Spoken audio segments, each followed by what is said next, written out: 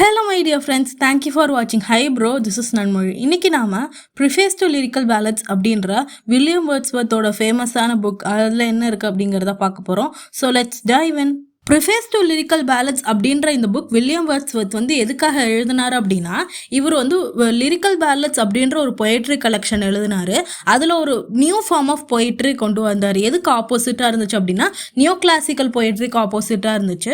So இவருடைய poetry எப்போயுமே நேச்சுரலாக இருக்கணும், சிம்பிள் லாங்குவேஜை யூஸ் பண்ணி தான் அந்த பொயட்ரி கலெக்ஷன் எழுதியிருந்தார். பட் நியூ கிளாசிசிஸ்ட் ரொம்ப ஆர்டிஃபிஷியலான லாங்குவேஜை யூஸ் பண்ணி எழுதக்கூடியவங்க.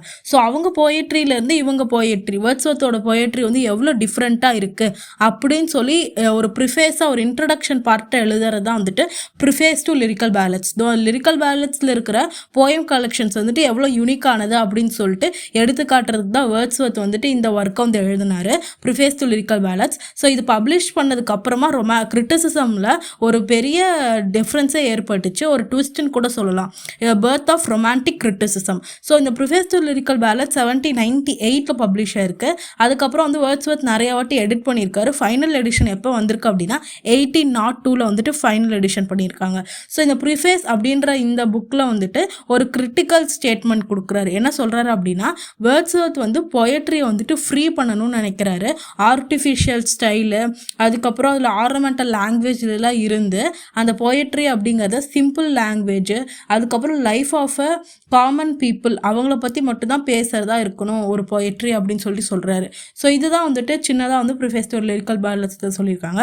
ஸோ நம்ம இந்த இதில் பார்க்க போகிறது பொயட்ரி அக்கார்டிங் டு வேர்ட்ஸ்வர்த்னா என்ன, பொயட்ரிக் கிரியேஷன் ஒரு பொயட்ரி எப்படி பண்ணணும், அதுக்கப்புறம் function of poetry, value of poetry, characteristic of poet and poetic diction. So இந்த திங்ஸ் தான் நம்ம இந்த வீடியோவில் பார்க்க போகிறோம் ஃபுல்லாகவே. வேர்ட்ஸ்வர்த்தை பொறுத்தவரை ஒரு பொயட்ரின்னா என்னன்னு பார்க்கலாம். பொயட்ரி அப்படிங்கிறது spontaneous overflow of emotions released in tranquillity நம்ம வேர்ட்ஸ்வர்த் சொல்கிறாரு. அது என்ன ஸ்பான்டேனியஸ் ஓவர்ஃப்ளோ ஆஃப் எமோஷன்ஸ் அப்படின்னா, ஃபார் எக்ஸாம்பிள் வேர்ட்ஸ்வர்த்தோட சாலிட்டரி ரீப்பர் போயம் எடுத்துக்குவோம்.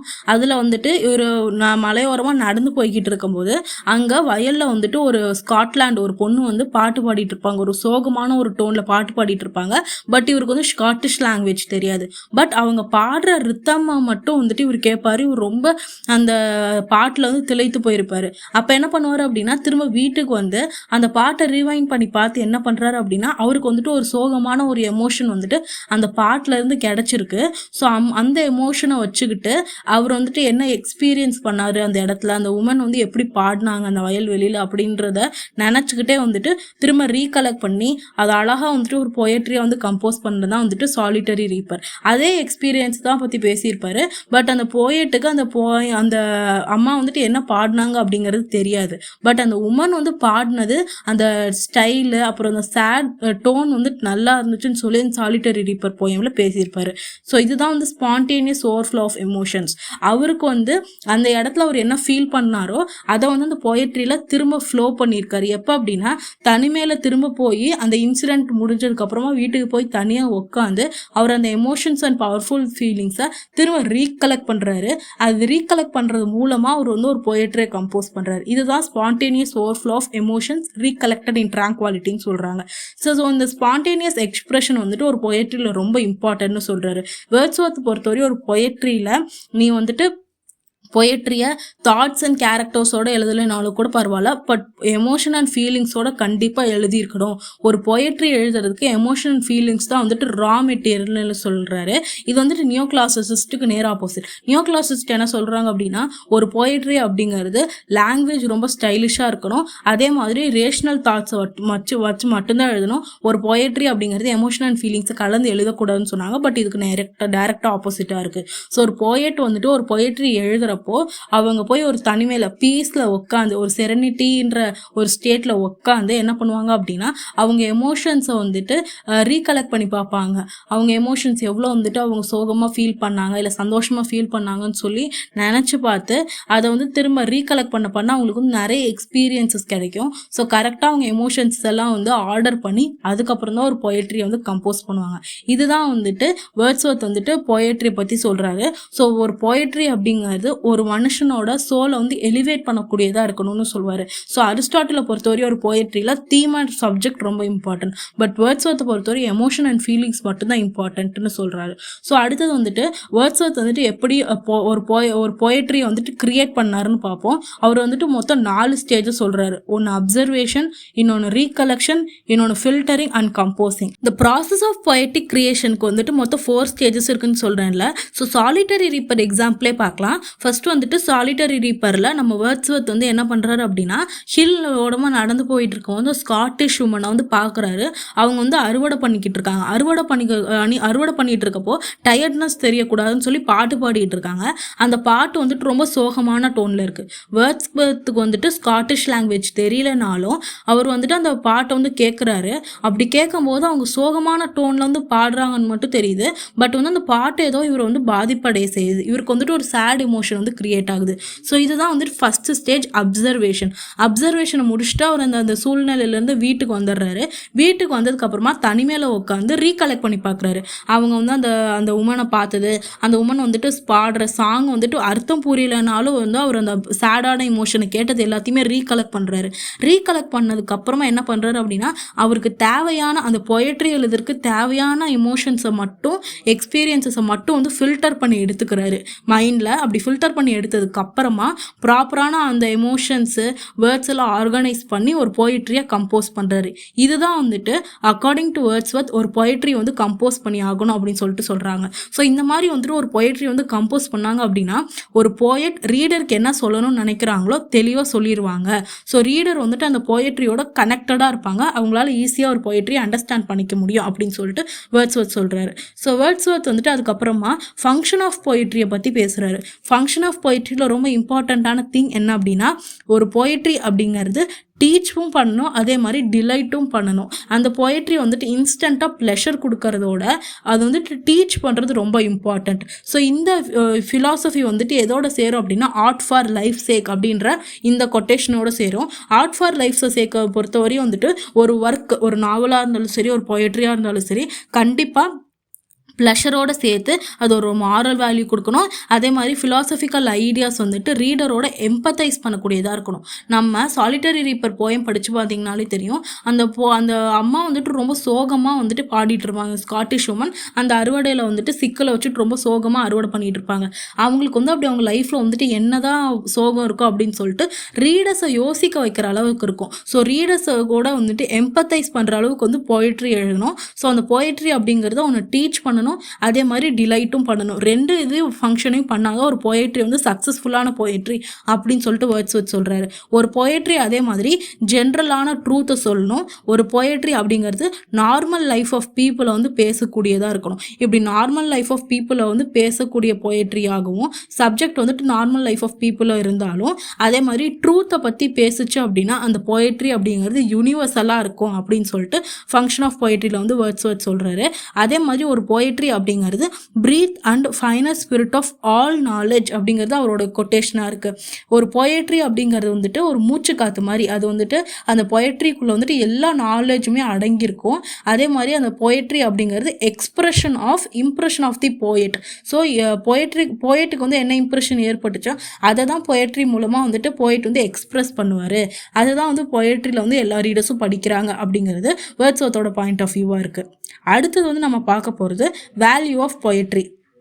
ஒரு பொயட்ரி அப்படிங்கிறது வந்துட்டு யூனிவர்சலாக எப்போ மாறும் அப்படின்னா, அக்கார்டிங் டு வேர்ட்ஸ்வர்த் அது வந்துட்டு எப்போ ரீடர்ஸை வந்துட்டு சென்சிட்டிவாகவும் அதை வந்து ஹியூமனாகவும் மாற்றுதோ அப்படின்னா அப்போ தான் வந்துட்டு ஒரு பொயட்ரி அப்படிங்கிறது யூனிவர்சலாக மாறுது அப்படின்னு சொல்கிறாங்க.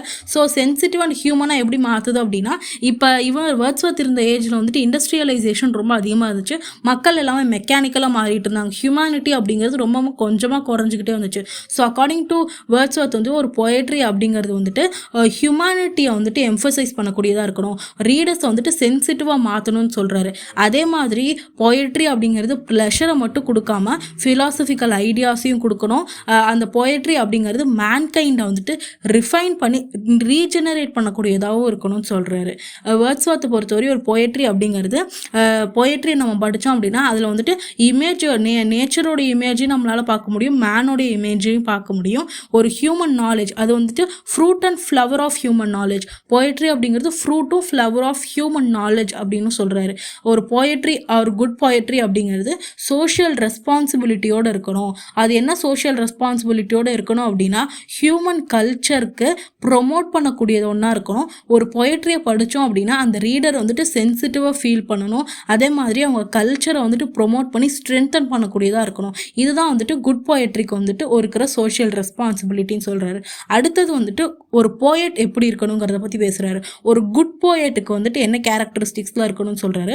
ஒரு குட் போயட் அப்படிங்கிறவங்க எப்படி வந்துட்டு ஒரு குட் போயட்ரி வந்துட்டு எக்ஸ்ட்ரீம்லி சென்சிட்டிவாக ஹியூமனிட்டியை வந்துட்டு ப்ரிவைல் பண்ணக்கூடியதாக இருக்கும். அதே மாதிரி ஒரு குட் போயட் அப்படிங்கிறது வந்துட்டு எக்ஸ்ட்ரீம்லி சென்சிட்டிவாக இருக்கணும். அவங்க வந்துட்டு எல்லா ஹியூமன் எமோஷன்ஸையும் அண்டர்ஸ்டாண்ட் பண்ணிக்கணும்.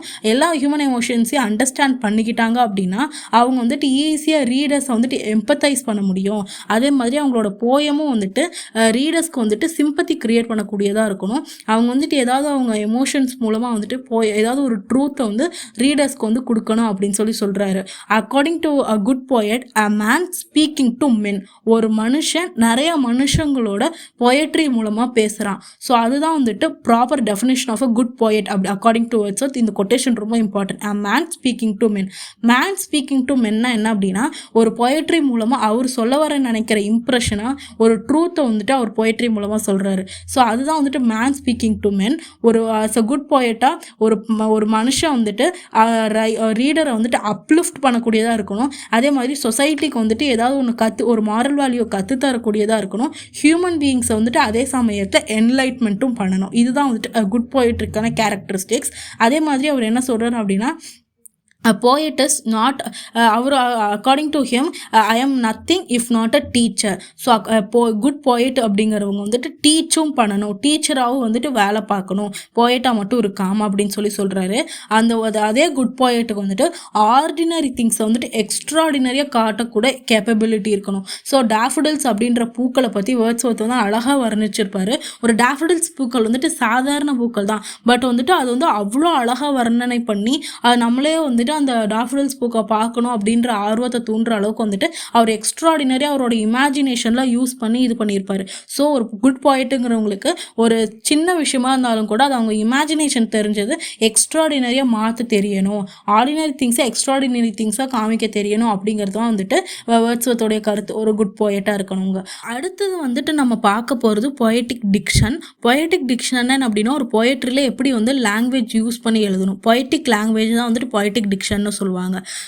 வேர்ட்ஸ்வொர்த்தை பொறுத்தவரையும் வந்துட்டு அவர் வந்துட்டு ஒரு பொயட்ரி அப்படின்னா சிம்பிள் லாங்குவேஜோடு இருக்கணும்னு சொன்னார். ஸோ அதனாலே வந்துட்டு ட்ரைடனையும் அலெக்சாண்டர் போப்பையும் வந்துட்டு அதிகமாக கிரிட்டிசைஸ் பண்ணார். ஏன் அப்படின்னா இந்த நியோ கிளாசிக்கல் ரைட்டர்ஸ் ரெண்டு பேருமே வந்துட்டு ரொம்ப ஆர்டிஃபிஷியல் பொயட்டிக் லாங்குவேஜ் தான் யூஸ் பண்ணியிருக்காங்க. அவங்களோட பொயட்ரியை வந்துட்டு படிக்கணும் அப்படின்னா இங்கிலீஷில் ஹை ப்ரொஃபிஷியன்சி லெவல் இருந்தால் மட்டும் அவங்களுக்கு மட்டும்தான் வந்துட்டு இந்த பொயட்ரி புரியும். பட் வேர்ட்ஸ்வொர்த்தோட பாயிண்ட் ஆஃப் வியூ ரொம்ப டிஃப்ரெண்ட்டாக இருந்துச்சு. ஒரு பொயட்ரி வந்துட்டு காமன் பீப்புள் படிக்கக்கூடிய அளவுக்கு வந்துட்டு சிம்பிளான லாங்குவேஜில் இருக்கணும். ஸோ அதே மாதிரி சிம்பிளான லாங்குவேஜில் இருக்கணும் அப்படின்னா எந்த லாங்குவேஜ் யூஸ் பண்ணோம் அப்படின்னா காமன் பீப்புள் வந்துட்டு ஸ்பீக்கிங்காக யூஸ் பண்ணுறாங்கல்ல, ஸோ அந்த லாங்குவேஜ் தான் வந்து பொயட்ரி எழுதணும் அப்படின்னு சொல்கிறாரு. அதே மாதிரி சப்ஜெக்ட் என்ன இருக்கணும். ஸோ லாங்குவேஜ் வந்துட்டு சிம்பிளாக இருக்கணும், ஓகே. சப்ஜெக்டும் வந்துட்டு language of a common people, rustic life of a பீப்புளை தான் வந்துட்டு எழுதணும் அப்படின்னு சொல்கிறாங்க. ரஸ்டிக் லைஃப்னா என்ன அப்படின்னா காமன் பீப்புளோடைய லைஃப் தான் வந்துட்டு எழுதணும்னு சொல்கிறாங்க. ஒரு பொயட்ரி அப்படிங்கிறது ஆர்கானிக்காக இருக்கணும். ஆர்கானிக்னா என்ன அப்படின்னா நேச்சுரலாக வரணும். அது ரொம்ப ஆர்னமெண்டாலான வேர்ட்ஸ் யூஸ் பண்ணி நிறைய ஃபிகர் ஆஃப் ஸ்பீச்லாம் போட்டு அந்த பொயட்ரி வந்து கெடுக்கக்கூடாதுன்னு சொல்கிறாரு. வேர்ட்ஸ்வொர்த் வந்துட்டு ஃபிகர் ஆஃப் ஸ்பீச்சுக்கு ரொம்ப அப்போஸ்டாலாக இல்லை, பட் வந்து ஃபிகர் ஆஃப் ஸ்பீச் யூஸ் பண்ணும்போது அந்த பொயட்ரி வந்துட்டு ரொம்ப ஆர்டிஃபிஷியலாக மாறிடக்கூடாது அப்படின்னு சொல்லிட்டு ஸ்ட்ராங்காக நம்பினார். ஒரு பொயட்ரி வந்து நம்ம ஃபிகர் ஆஃப் ஸ்பீச் யூஸ் பண்ணாலுமே நம்ம வந்துட்டு நேச்சுரலாக கொண்டு வர எமோஷன்ஸை வந்து பொயட்ரி மூலமாக டெலிவர் பண்ண தெரியணும். அப்போ வந்து நீங்கள் ஃபிகர் ஆஃப் ஸ்பீச் யூஸ் பண்ணீங்க அப்படின்னா தப்பு கிடையாது. பட் வந்து அந்த போயட்ரி அதே மாதிரி ஆர்னமெண்டல் ஆர்டிஃபிஷியலாக மாறிடக்கூடாது ஃபிகர் ஆஃப் ஸ்பீச் யூஸ் பண்ணுறதுனால அப்படிங்கிறது சொன்னார். ஒரு போயட்ரிக்கும் ஒரு ப்ரோஸ்க்கும் வந்து எப்போ டிஃப்ரென்ஸ் இருக்கும் அப்படின்னா மீட்டர் யூசேஜில் மட்டும்தான் டிஃப்ரென்ஸ் இருக்கணும்.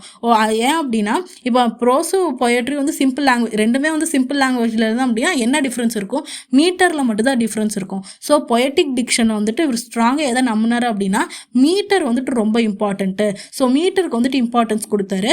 ஒரு பொயட்ரியில் வந்துட்டு நீ ஃபிகர் ஆஃப் ஸ்பீச் யூஸ் பண்ணலைன்னா கூட மீட்டர் வந்துட்டு யூஸ் பண்ணி ஒரு பொயட்ரி எழுதுங்க அப்படின்னா அந்த மீட்டர் வந்துட்டு நம்ம எமோஷன்ஸை வந்து பேசிஃபை பண்ணுறதுக்கு ரொம்ப ஹெல்ப்ஃபுல்லாக இருக்கும். இப்போ வந்து ஒரு ஸ்ட்ராங்கான ஒரு சேட் இமோஷனாக போயட் வந்து கொடுக்கணும் எழுதணும்னு நினச்சாரு அப்படின்னா மீட்டர் மூலமாக ஈஸியாக சொல்லிட முடியும் அப்படிங்கிறது வந்துட்டு வேர்ட்ஸ்வர்த்தோட பாயிண்ட் ஆஃப் வியூவாக இருந்துச்சு. ஸோ ஒரு பொயட்ரி அப்படிங்கிறது மீட்டர் ப்ரோஸ்க்கும் பொயட்ரிக்கும் ஒரு டிஃப்ரென்ஸ் வந்துட்டு மீட்டர் மூலமாக தான் ஏற்படுது அப்படிங்கிறது இவரோட point of view. So creative ப்ராசஸ்க்கு வந்துட்டு இது ரொம்ப ஹெல்ப்ஃபுல்லாக இருக்குது மீட்டர் ஒரு பொயட்ரியில்.